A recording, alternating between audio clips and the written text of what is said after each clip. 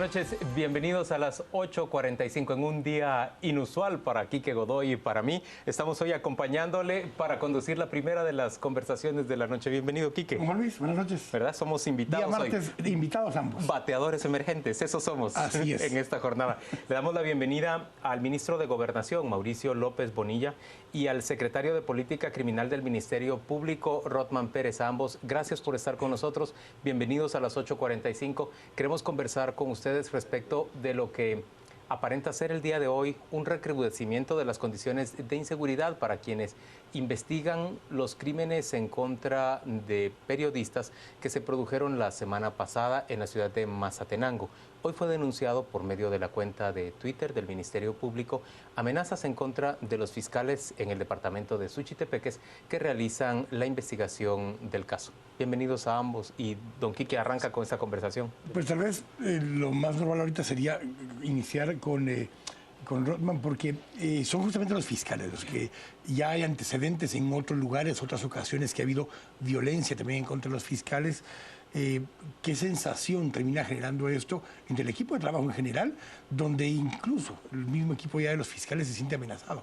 Claro, yo creo que buenas noches. El ambiente que se genera es un ambiente lógicamente de tensión, un ambiente de preocupación, por supuesto.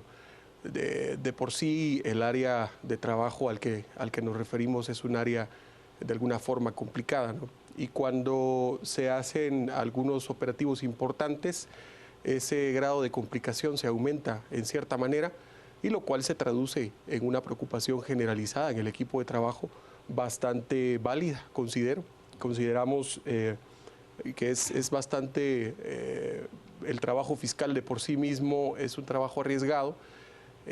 Los equipos realmente de fiscales estamos convencidos que son equipos valientes, sobre todo en aquellas zonas rojas, en aquellas áreas vulnerables donde tal vez en condiciones algunas personas no se atreverían a estar ejerciendo una función fiscal.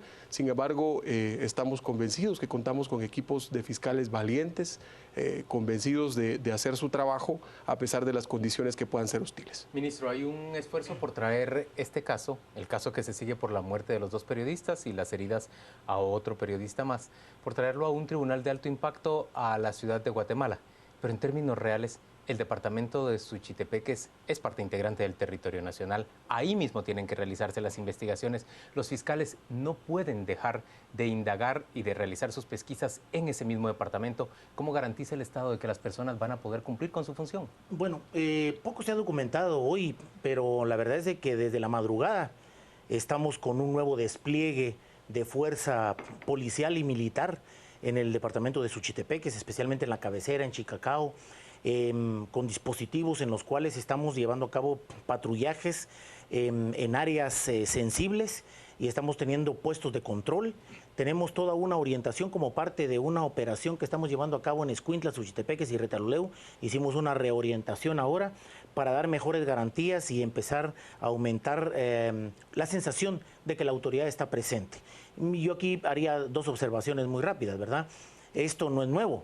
Esto pasa en cualquier parte del territorio nacional y por esa misma razón es que hemos venido hablando a lo largo, por lo menos en mi experiencia de los 3 años y meses como ministro de Gobernación, con la anterior fiscal general y con la actual fiscal general, que muchos de los casos en el interior del país que son de alto impacto, la primera situación para proteger a los fiscales locales, a los investigadores locales de la misma Policía Nacional Civil es traerlos a alto impacto, porque aquí hay otro tipo de mecanismos que nos permiten desarrollar ese trabajo. Y por supuesto, la segunda situación es las medidas de protección que deben tener, porque amenazas, miren, en cualquier caso y en cualquier parte del territorio nacional van a haber amenazas contra los jueces. Nosotros estamos protegiendo hoy 45 jueces que han sido amenazados en el territorio nacional. Entonces, el tema de las amenazas van a ir contra los jueces, contra los fiscales, contra los investigadores criminales. Yo mismo decía, la propia policía. Sí, miren, si se atreven, por ejemplo, inclusive a amenazar al ministro de Gobernación, ¿sí? En una ocasión me manda alguien a su abogado y me manda a decir, mire, mi cliente le recuerda que usted no va a ser ministro de Gobernación los 4 años. Entonces, este es un tema con el que tenemos que lidiar todos, ¿verdad? Y tenemos que ver cómo tenemos mecanismos de protección para que desarrollen su trabajo. Ese despliegue que se está desarrollando en este momento en Suchitepeques, ¿garantiza verdaderamente la seguridad de los fiscales? Por ejemplo, ¿hay un operativo alrededor de los fiscales? Hay un operativo que ahora que desarrollamos en todo el área, pero además de ello, un operativo en donde vamos a tener la protección personalizada para el equipo de investigadores criminales de la policía que se mueve bajo las instrucciones de los fiscales para poder desarrollar su trabajo. Y por supuesto, de la manera en que se llevan las cosas, cualquiera que sea el escenario para órdenes de allanamiento, para lo que son órdenes de aprehensión, el equipo estará funcionando para ello. Rotman, pero cuando escuchamos esto, ¿qué tanta tranquilidad le puede dar que ya teniendo este soporte adicional puedan estar cubiertos? Como le decían al ministro, no va a ser ministro, digamos que sí los 4 años, pero no después de los 4 años. No van a tener protección los auxiliares fiscales en todo el tiempo, ni toda su vida. Igualmente hay un riesgo, hay una sensación de falta de seguridad. Efectivamente, yo creo que afortunadamente nuestro sistema penal cuenta con algunas herramientas muy acertadas para el abordaje de estos casos. Los juzgados de mayor riesgo son una de estas herramientas. La confidencialidad de las declaraciones de algunos testigos claves dentro del proceso también son parte de estas herramientas que de alguna forma van garantizando y van protegiendo la seguridad de los sujetos procesales. No debemos olvidar que esa es la naturaleza propia de los juzgados de mayor riesgo. Rotman, pero ¿por qué denuncia el Ministerio Público hoy de forma pública esas amenazas? Y pregunto, antes de denunciarlo, ¿entró en contacto con el Ministerio de Gobernación? ¿Establecieron un sistema que le diera protección a los fiscales? Yo creo que es importante establecer las coordinaciones al momento en que se recibe la información. Todo surge por una comunicación que la fiscal distrital del área realiza con la secretaria privada y de Asuntos Estratégicos del Ministerio Público. De inmediato comienza la coordinación interinstitucional y también comienza a ponerse en marcha el sistema de seguridad propio del Ministerio Público. Se desplaza un equipo hacia el área para establecer las condiciones de vulnerabilidad y riesgo del personal y entre tanto de manera paralela también esa coordinación que afortunadamente ha sido bastante provechosa, bastante fluida con el Ministerio de Gobernación, que permitió desde un inicio contar ya con esos anillos de seguridad y de coordinación estratégica en el área. Paralelamente a esto, como decía hace algún momento, ya se hace los análisis correspondientes para que sea a través de los juzgados de mayor riesgo que se dilucide la situación de las personas que están vinculadas al caso y que se continúe, por supuesto, la investigación desde acá. Ahora, preocupa más a la gente, ministro, que hace un momento el comentario fue, esto no es nuevo ni pasa solo ahí, pasa en todo el país. Así es. No le da mucha tranquilidad eso a la gente que nos está viendo. No, lo que quiero decir con que no es nada nuevo es que hay que reconocer el trabajo, la vocación, el sacrificio, la predisposición al reasumir un riesgo que hacen fiscales, investigadores, criminales de la Policía Nacional Civil en todo el territorio nacional, ¿sí? Lo de las amenazas no es nada nuevo y lo que quiero decir es que a pesar de las amenazas hay un trabajo efectivo. Y eso es algo que hay que reconocerlo, porque muchas veces se queda en el anonimato, ¿verdad?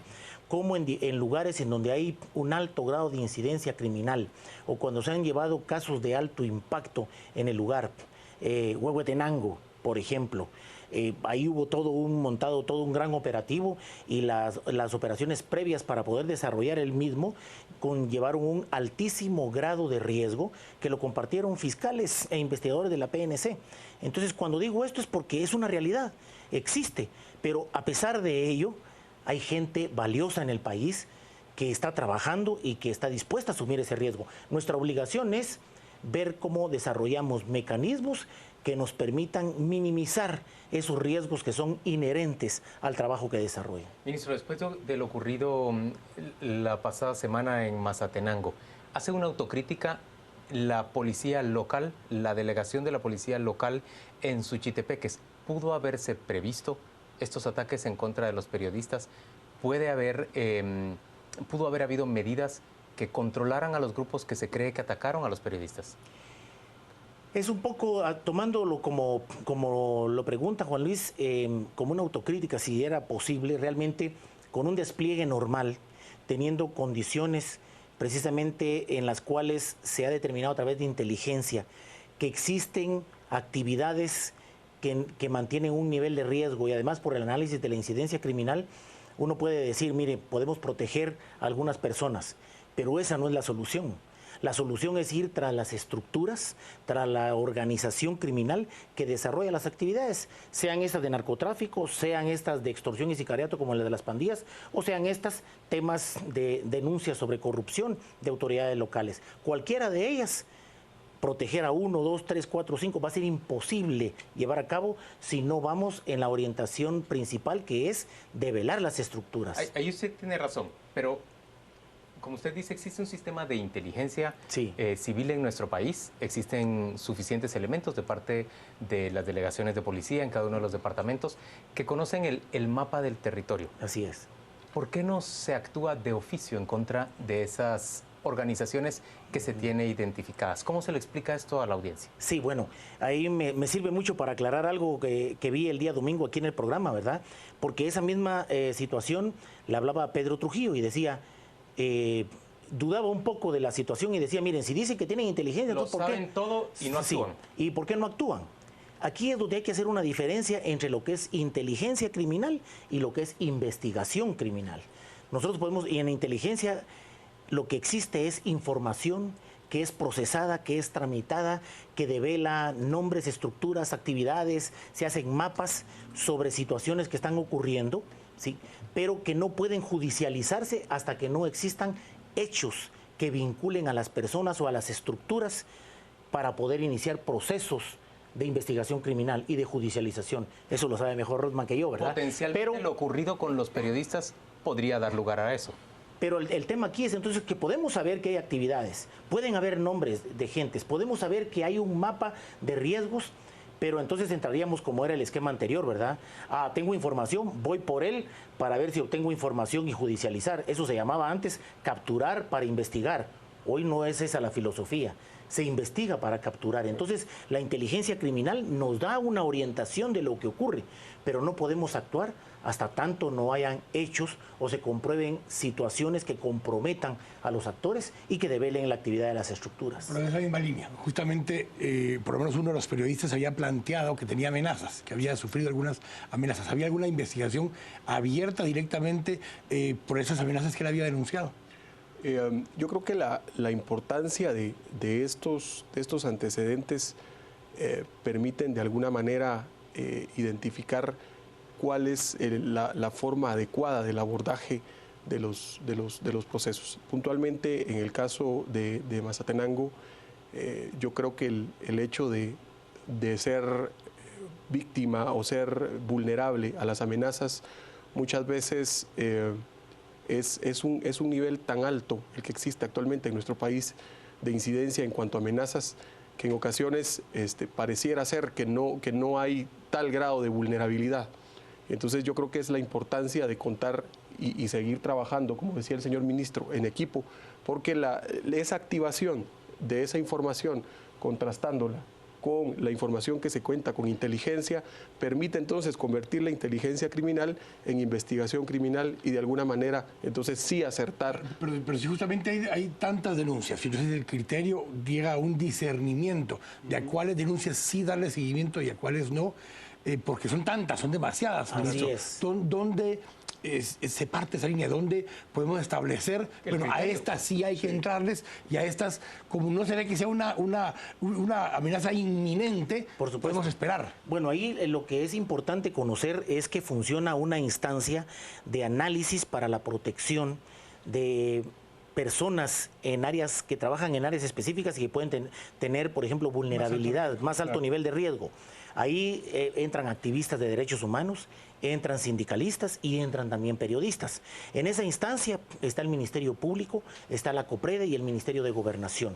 Y cuando entra una denuncia, lo que existe aquí es que se conoce, se traslada a la División de Protección de Personalidades y Seguridad de la Policía Nacional Civil y se hace una evaluación de riesgos de la potencial víctima, de la persona a la que están amenazando, para saber si hay un nivel de riesgo que corresponda y qué tipo, Si se recomienda que tenga una protección, ¿qué tipo de protección va a tener? Si es esta personal, si es en un punto fijo o es perimétrica de acuerdo a su movimiento, eso existe. Y sobre la base de eso es que yo les decía que tenemos hoy día 45 jueces bajo protección. Porque se hizo ese análisis y se nota que se amerita. Hay en 12 activistas de derechos humanos, aproximadamente 13 sindicalistas y tenemos 7 periodistas bajo protección en ese sentido. Señores, así como se establecen medidas para proteger a personalidades, dice el ministro, debe haber también una política en el Ministerio Público en coordinación con el Ministerio de Gobernación para establecer casos de alto impacto. Es obvio que el caso de los 2 periodistas muertos, asesinados en Mazatenango, se convierte en uno de esos casos de alto impacto. Pero hay otros igualmente graves en términos de las consecuencias que tienen para el país, como ese granadazo que se lanzó ese mismo martes de la semana pasada en contra de transeúntes prácticamente en el Hospital San Juan de Dios. ¿Cuál es la política que se sigue para establecer qué casos se priorizan? Porque definitivamente no se le puede dar prioridad a todos. Hay tantos en Guatemala. ¿Qué hacen, Rothman? ¿Cómo lo definen? Yo creo que una de las visiones de trabajo impulsadas por la señora fiscal ha sido el cambio de visión del caso a caso. Porque al final el sistema del caso a caso desgasta y al final el resultado no es como se quisiera. Entonces, el cambio de visión del caso a caso al de persecución penal estratégica, el de persecución penal estratégica permite identificar estructuras criminales, fenómenos criminales, áreas de actuación, modos de operar, horarios, lugares, ese tipo de persecución penal estratégica. ¿Pero se priorizan casos de alto impacto o no? De alto impacto yo creo que todos son trabajados de la misma línea. Entonces el tema de las granadas, de la granada que se lanzó la semana pasada, por ejemplo, ¿tiene ya resultados? ¿Hay alguna investigación que podamos pensar que rápidamente va a dar con la estructura? Así es, correcto. El día de hoy se daban a dar a conocer algunos resultados. Precisamente el viceministro de Gobernación daba a conocer algunos avances de la investigación. Por eso considero que cuando los casos son de impacto llevan una línea por lo menos básica de investigación y de abordaje que permiten resultados. Yo creo que el mensaje en el caso de los ataques a los periodistas, los 2 que fueron seguidos, el del 10 y del 13 de marzo, permitieron palpar de manera concreta esa buena coordinación con el Ministerio de Gobernación. Resultados de los autores materiales. Ojo, la investigación persiste para determinar los investigadores, los autores, los sindicados y los autores intelectuales. Yo creo que ese es el gran reto, pero vamos por un buen camino. Pero agreguemos a esto justamente el tema de que, por no ser caso a caso, sino que el tema de redes, INASIF determina en su informe balístico que es una de las armas que se utilizó, había sido utilizado ya en otro crimen anteriormente. Claro. Eso nos permite ya establecer justamente una estructura, no solo un acto. Así es, ese es parte de la investigación y la persecución penal estratégica. El poder como instituciones trabajar en forma conjunta, en forma estratégica, no aislada, y permitir ese tipo de abordaje. Perdonen, pero yo no puedo creer que no haya una priorización de casos. Y pongo, por ejemplo, el de la señora y sus 3 hijas que fueron asesinadas en la zona 21. Es evidente que ahí tanto Ministerio Público como Policía Nacional, sus investigadores, centraron los esfuerzos hasta que lograron establecer los vínculos con la familia, entiendo que en Jutiapa y aquí mismo en Guatemala. Es decir, ese no es el tratamiento que se le da a todos los casos. Hay casos que sí se priorizan, ¿o no es así, ministro? Sí hay una priorización en determinado momento. Lo que pasa es de que lo que decía Rothman es, hay una misma mecánica. Ahora, la evaluación de cada caso es distinta por la evidencia que puede encontrarse al analizar una escena de crimen, al entrevistar a los testigos. Por ejemplo, un hecho que ocurre a mediodía donde hay tanta afluencia generó muchísima información, y si ya tenemos mapas criminales en el área nos permite trabajar más rápidamente.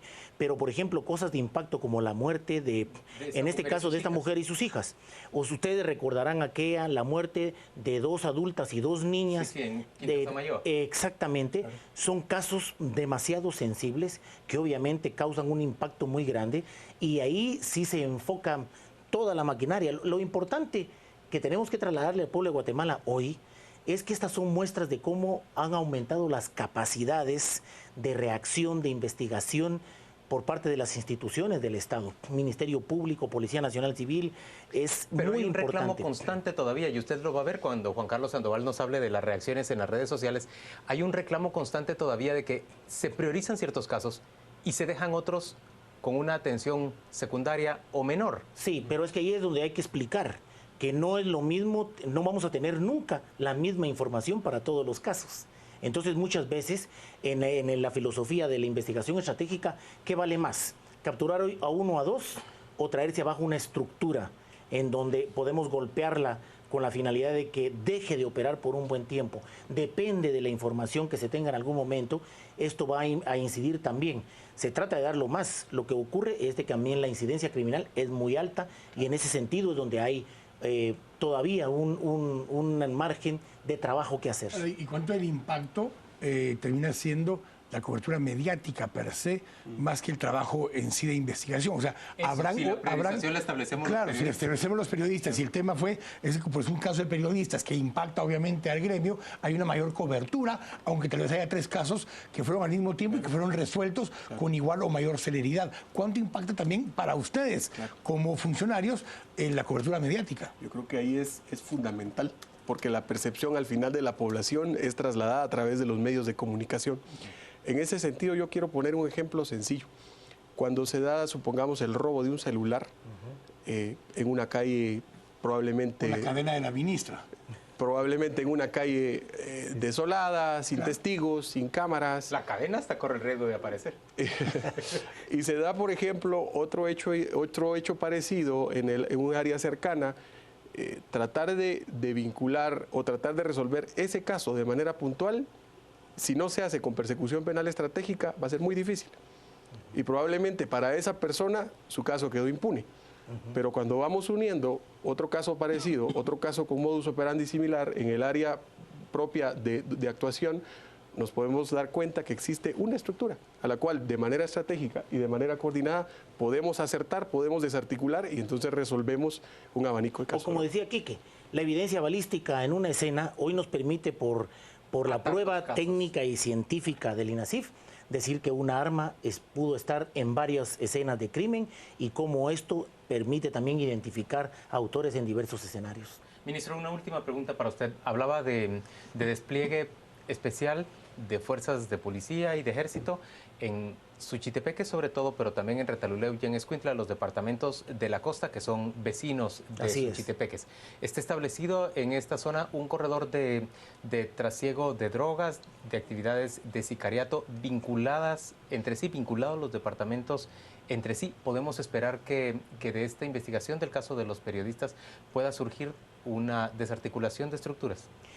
Seguro, porque los hechos, en este caso del lamentable asesinato de los 2 periodistas, se dan en el marco del desarrollo de una operación antinarcótica que lleva aproximadamente unas 3 semanas, ¿sí? Que es una operación Ojo de Halcón, que es con la que hemos tenido ahora muchas incautaciones, operaciones de interdicción en toda la parte de la costa, porque la mayor afluencia del trasiego ilegal viene precisamente por el lado pacífico para ingresar al territorio, atravesar el territorio y continuar su viaje hacia el norte. Entonces, producto de eso es que tenemos todo un dispositivo. ¿Qué hicimos ahora? Reorientar una parte de él para dar mayores niveles de protección en el caso de Suchitepeques, especialmente en la cabecera y en Chicacao, mientras llevamos a cabo otro tipo de procesos de refuerzo de la comisaría en el nuevo despliegue que estamos haciendo. Al ministro de Gobernación, al secretario de Política Criminal del Ministerio Público, gracias por acompañarnos a las 8:45. Ahora vamos a pasar con mi compañero Juan Carlos Sandoval y vamos a pedirle a él que, leyendo los comentarios que nos llegan por medio de las redes sociales, Twitter y Facebook, veamos cuán escépticos o cuán crédulos resultan nuestros televidentes frente a lo que aquí se ha conversado. Adelante, Juan Carlos. Gracias, Juan Luis. Revisamos las redes. Nos vamos a Twitter. Fernando nos dice, mientras se vota una estructura, que sigan matando. ¿Cuánto tiempo va a tardar para que esto suceda? Es lo que nos plantea Fernando. Hugo René, ¿por qué no controlan mejor a sus elementos? Lo que sucedió la semana pasada es una falla de atención a su sistema de seguridad. Nos plantean también mejor crear la policía militar ambulante para que puedan capturar a los pandilleros y narcos o políticos, es lo que nos dice Software. También nos plantea los robos, las extorsiones, la inseguridad. Es de palabras, saquen a los soldados, ellos dan confianza. También nos dice, con este empeño deberían de investigar el caso de las granadas y los pilotos la justicia es para todos, es lo que nos plantean. También Guillermo, para demostrar que la autoridad está presente, dice el ministro, pero después de los hechos deben de estar antes para prevenir. Es prácticamente lo que se viene comentando en Twitter, también en Facebook. Los comentarios van por la misma línea. Vamos a ir a la pausa. Al regresar tendremos un segundo tema de análisis acerca de la política en materia de turismo para Guatemala de cara al año 2025. Quédese con nosotros a las 8:45.